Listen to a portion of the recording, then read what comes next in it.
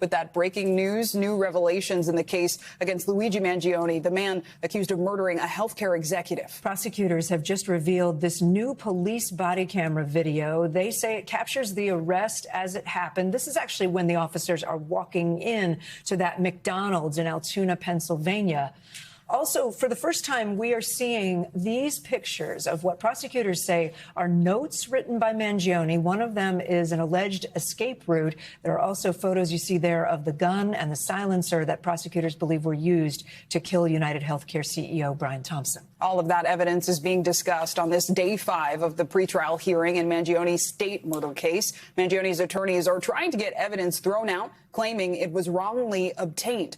Let's start this hour with NBC News correspondent Ellison Barber and NBC News legal analyst Danny Cevallos. Ellison, let's start with you and this newly released body camera footage. What have we learned from it? What does it show? So, I mean, look, throughout this hearing, what we have seen and been talking about is how they are going through all this body camera footage frame by frame. This is one of them. This is from the initial responding officers. They have already taken the stand previously, but you're seeing the officers, and this is Officer Fry's body camera footage as they first approach Mangione. They come up to him. He closes a laptop and they ask him to take his mask down. He says, no problem. They say, what is your name? He says, Mark. They say, what's your last name? He says, Rosario. The officer tells him, we got a call for a suspicious person. He says, oh, I'm sorry. And then they ask him, do you have ID on you? They give it to, he gives it to them. That ultimately is what he was arrested for in Pennsylvania, right? Having this false ID that he gave to police. And in this video, we see the moment when he hands that over to them. It stops there. One of the things to keep in mind as we're talking about these exhibits and the body camera footage we're getting, they're being released kind of in a trickle, and oftentimes after we've heard and seen officers go through them on the stand, right? So this body camera footage is not from the officer that's currently on the stand right now. Another person is. This officer testified a couple of days ago, but the press has been asking in these court hearings to have some of this body camera footage so the public can see it. There have been a lot of questions about whether or not that would prejudice a jury. This is the first time they've released a snippet of the body camera footage that has really been at the heart of these pretrial hearings. Danny, Ellison referred to this. We've heard from a number of witnesses in this very lengthy pretrial hearing. Can you give us a little bit of what happened today? We're also going to see some descriptions. Those are the people that we've heard from so far. Multiple police officers, corrections officers who interacted with Mangione. What have we been hearing, and how do you think it's playing? So what we just saw in that video, and maybe we can play a little of it again, is so important because for a criminal defense attorney like me, this is almost a textbook case study of one of the most important things in criminal law, which is police-citizen encounters and how they're initiated. What you have here, arguably, Mangione could have stood up and asked the magical question in all police-citizen encounters, am I free to leave? Because think of this.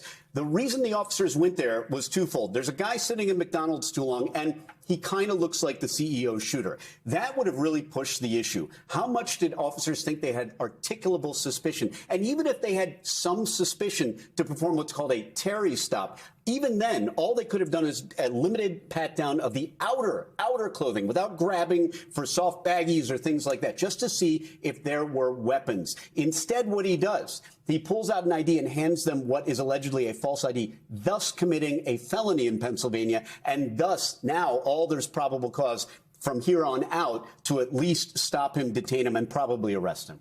So, Ellison, beyond this newly released body camera footage, what other evidence have we been seeing today? I mean, today, a lot of it has been focused on talking to the officer who was involved in the search of the bag prior to having a warrant at the McDonald's, and also reading Luigi Mangione his Miranda rights. They did not do that for about 20 minutes after this initial encounter. And what the defense has said is kind of laying out and painting this picture of what the scene was like. After, 15, 20 minutes, you had multiple police officers there, most of them in uniforms, all of them seemingly with some sort of identification to imply they were law enforcement. All of them were armed.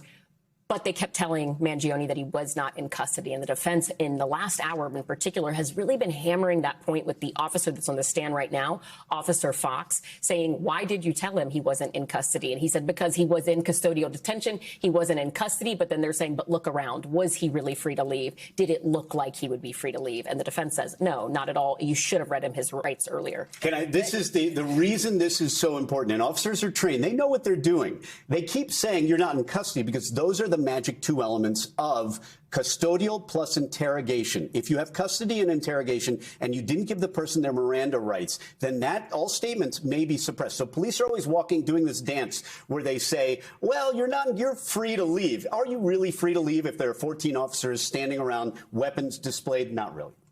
Danny Cevallos, Ellison, Barber, thank you so much.